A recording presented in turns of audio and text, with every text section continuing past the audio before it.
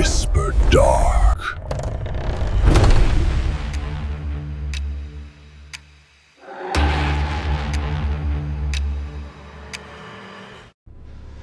One-way ticket. The city slept, or rather pretended to sleep. The streets were empty, but the black windows of the buildings seemed tense, as if something lurked behind the glass, watching. The street lights burned dimly, without interest, casting yellow spots on the asphalt that looked like spilled, dried urine. Somewhere far away, a door creaked. The wind carried shreds of drunken laughter, then swallowed them whole. It seemed even the air here was different, thick, stale, saturated with loneliness. Jack stood at the bus stop, his hands shoved into the pockets of his worn-out coat. He didn't smoke, but he wanted to. Just to give his fingers something to do, to distract himself from the heavy, sticky feeling that he was expected here. Not by the bus, by something else.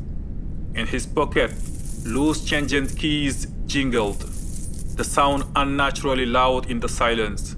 He looked at his watch. The hands crept forward sluggishly, reluctantly. 2 a.m. The last bus should have come 4 minutes ago. He remembered how people had jostled here during the day. They had laughed, argued, kissed by the coffee kiosk. Now the stop looked like a stage prop. The route number sign hung crookedly. The booth's glass was shattered and the wind stirred scraps of an old newspaper inside. One scrap showed a headline, "Fatal Crash on Highway." Lights flickered in the distance, yellow headlights. A bus. It approached without a sound, no engine rumble, no brake screech. It simply emerged from the darkness like a ghost ship. When it stopped, Jack saw the cabin was empty. No, not empty. There were people inside, sitting motionless, staring at nothing. The doors hissed open as if the bus had decided. "Get in," said the driver. His face was not visible. Jack stepped inside. Behind him the doors closed with a dull thud, like a coffin lid slamming shut. The bus moved off silently, as if gliding on water, not rolling on asphalt. The cabin was lit by a dim blue light, not from lamps, but something else. As if the air itself was glowing. Plastic seats faded to a dirty gray, ran into 2 rows. The floor was covered in linoleum with worn stripes, sticky underfoot, as if it had been recently mopped, but poorly. The passengers sat alone, not moving.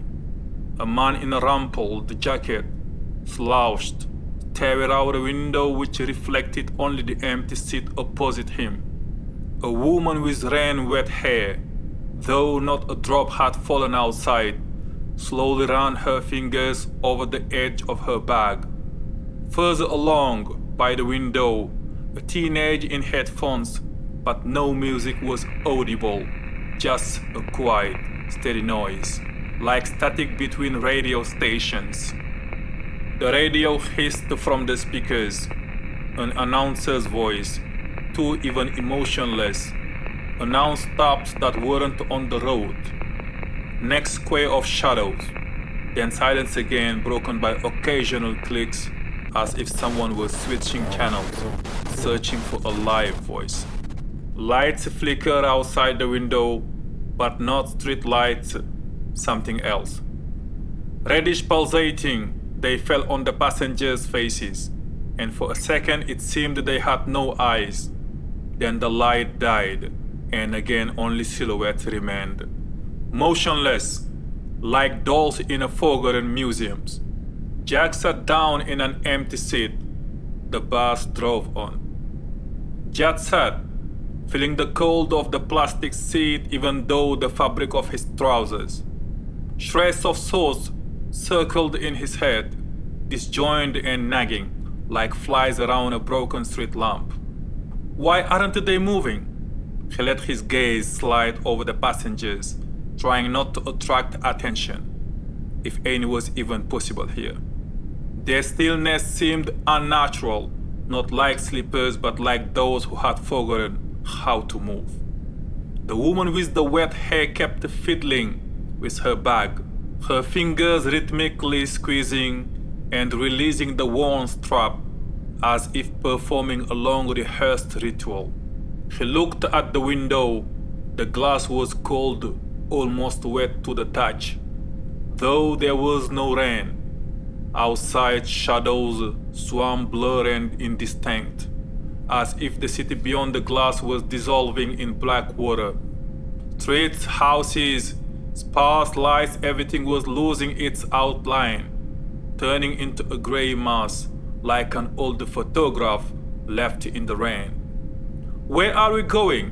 He tried to remember where he was supposed to get off, but his mind was empty, as if someone had carefully scissored out all sorts of the road. The driver was silent. His hands lay on the wheel, motionless, pale, almost waxen. Jack couldn't see his face, just the back of his head, dark and smooth as if carved from stone. The radio hissed again. This time, a voice broke through the noise, but the words were distorted, stretched as if the tape has been deliberately slowed down. Stop, then silence. Jack felt a cold creeping down his spine. Not just a chill, but something deeper, as if a door was slowly opening inside him, leading to a dark, cramped room he didn't want to know about. What if there is no way out? The thought appeared on its own, quiet and calm, like a statement of fact. He sat there, listening to the quiet creak of the seat beneath him. The cabin was too quiet, but if he strained, he could catch fragments of sounds. Someone's racked breathing, a light tap of fingers on plastic, suppressed sigh. His gaze slid over the passengers, and now he noticed the things he had missed at first. 2 rows ahead, a man in a shabby coat was nervously picking at his knees, his lips moving soundlessly, as if he was repeating the same word over and over. Sometimes he shuddered, looked around, and a wild, animalistic flicker, fear that hadn't yet turned into numbness, darted through his eyes. A little further away, a girl with disheveled hair was clutching a worn-out bag to her chest. She was muttering something under her breath, fragment of phrases. No, I shouldn't have. Why now? Then she fell silent, squeezing the bag tighter as if it held something important she never wanted to let go of. Outside the window, the world was slowly losing its clarity. The streets blurred like watercolor in the rain. Street lights turned into smeared yellow spots. Houses lost their corners, their outlines becoming soft, undefined, as if being erased, but there was no darkness yet. Only a misty haze enveloping everything, making reality unsteady, unreliable. The radio from the speakers hissed again, and this time the voice broke through a little clearer. Don't try, then more static.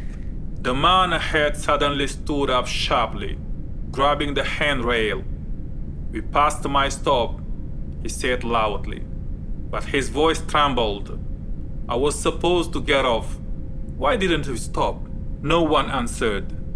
The driver didn't turn around. The girl with the bag just looked up at him, and her eyes held something resembling pity. Do you hear me? The man's voice rose, a note of panic creeping in. Where are we? What road is this? Jack felt his own fingers clench into fists. He understood this man. The same senselessness, the same feeling of being trapped. But what could he do? Where could he run? when there was almost nothing outside the window, and the bus was moving forward without slowing down. The girl with the bag leaned forward and whispered something to the man. He froze, then slowly sank back into his seat, his shoulders slumping. The radio hissed again, not long now. Jack closed his eyes. Somewhere deep inside, the understanding was already growing that there was no way out. But for now, it was still quiet. For now, he could still just sit and listen to the world outside the window slowly disappear. Jack opened his eyes. The bus rocked over invisible bumps in the road, lurching from side to side. But outside there was still nothing recognizable, just the faint smears of light slowly dissolving in a milky haze. The air inside had grown thicker, as if filled with moisture, and every breath carried the taste of metal and old dust. Ahead, the man in the rumpled coat stirred again. Now he wasn't just mumbling. His fingers were convulsively gripping and releasing the armrest, leaving damp prints on the worn plastic.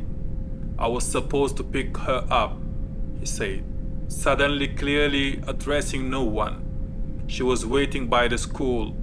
It's dark now, and his voice broke, turning into rasp. The woman across the aisle slowly turned her head toward him. Her eyes were red, as if from long crying, but there were no tears. "They are all waiting," she whispered, "and we won't arrive."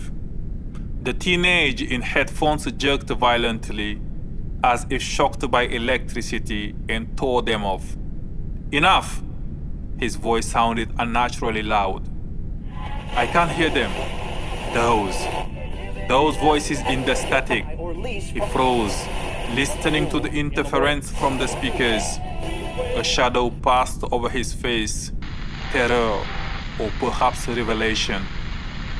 Jack felt the goosebumps run down his spine. He was starting to hear it too. Through the radio hiss, fragments broke through. A child's laughter, someone's footsteps, a ringing phone. Ordinary sound that now seemed ominous, like an echo from another world.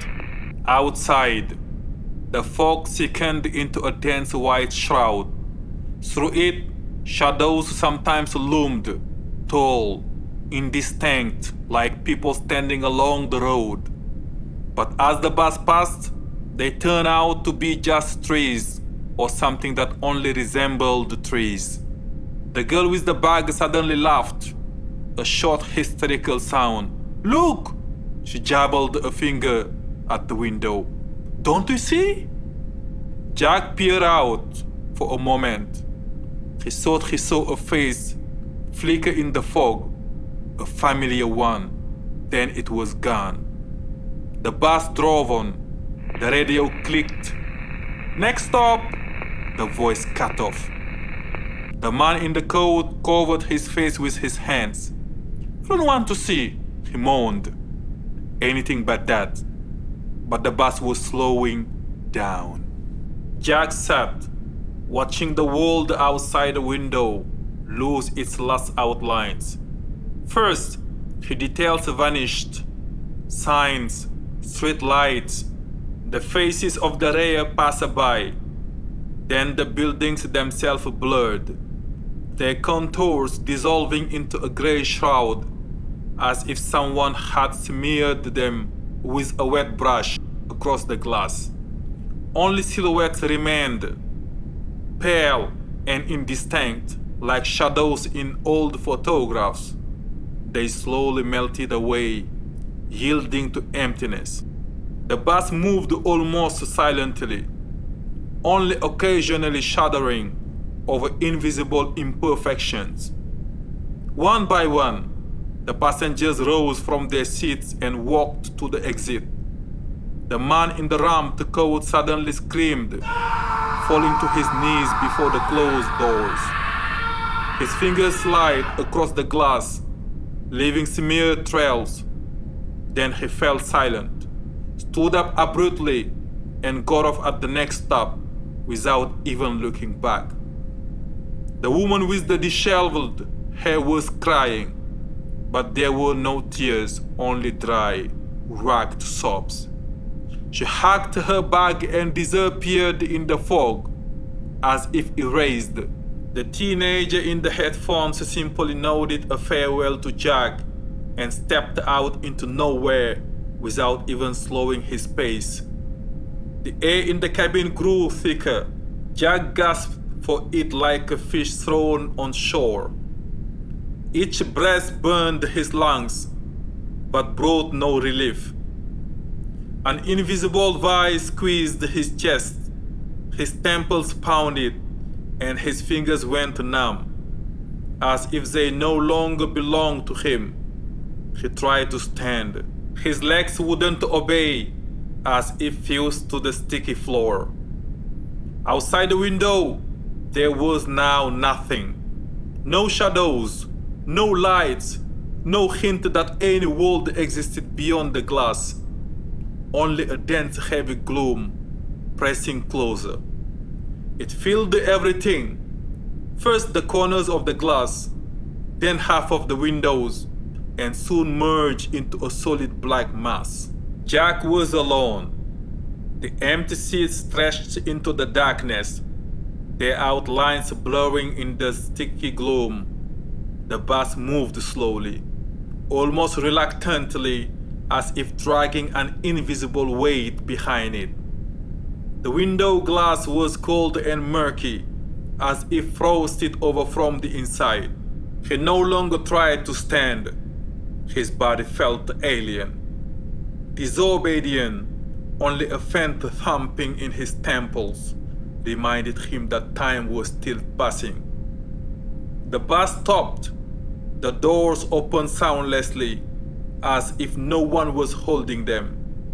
The driver didn't turn around, but his voice sounded clear, emotionless, like an announcement in an empty hall. Jack Smith, your stop. A pause. Then he added flatly, without intonation. Get off. Everyone gets off here. Jack rose. His legs obeyed with difficulty, feeling like lead, but he took a step. On the threshold, he paused for a moment. The driver didn't turn, only inclined his head slightly, as if checking that the passenger had done what he was supposed to. Life is a road. He said quietly. Death is the final stop. Jack stepped out. The bus closed its doors and slowly pulled away, dissolving into the darkness as if it had never been. The gloom closed in around him, thick, dense, bottomless. There were no sounds, no movement, not even the sensation of his own body. Only a cold that penetrated deep inside, filling his lungs, displacing the last remnant of warmth. There wasn't enough air. He tried to breathe and couldn't. Somewhere far away, as if through a thickness of water, voices sounded. The quiet beep of a machine. One last, abrupt signal. Time of death. 2:41.